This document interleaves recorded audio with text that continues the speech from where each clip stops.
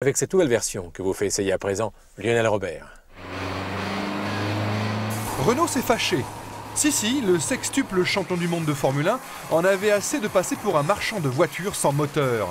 Son département compétition, baptisé Renault Sport, a pris les choses en main.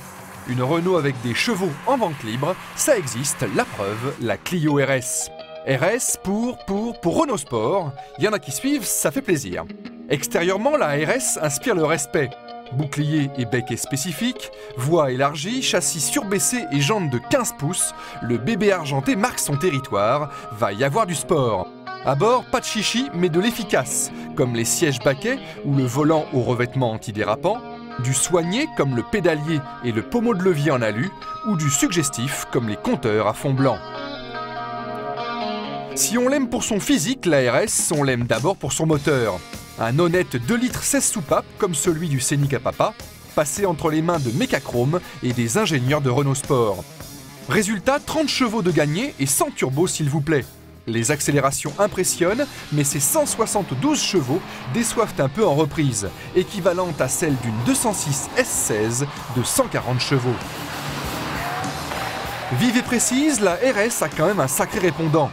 Sa puissance est exploitable et la qualité du comportement permet de se faire plaisir avant de se faire peur.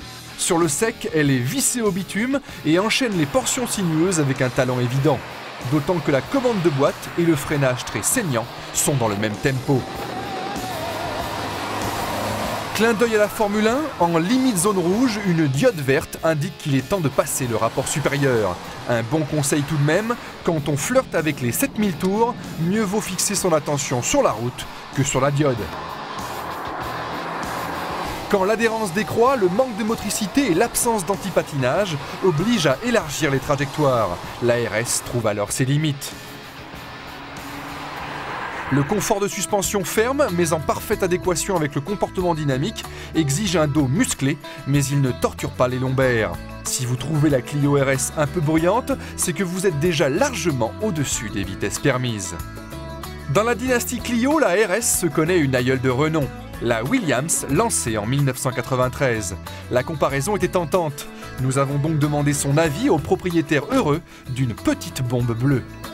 C'est très belle. Elle est très belle en mouvement cette voiture. Beaucoup plus trapue que l'autre, beaucoup plus agréable à l'œil. Les lignes sont beaucoup plus courbes, moins agressives, mais très jolies. On est mieux les installés et on est bien tenu sur les côtés. Je crois que ce qui s'est le plus amélioré, c'est au niveau de la direction. C'est vraiment sensible. Il est un peu plus ferme que l'autre, mais beaucoup plus précise. On a beaucoup moins la sensation de vitesse dans celle-là que dans l'autre. Tout est atténué, aussi bien les bruits, le bruit moteur que les bruits extérieurs.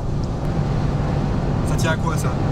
À mon avis, ça tient à une qualité d'isolement entre le compartiment moteur et le compartiment habitacle qui a été amélioré nettement.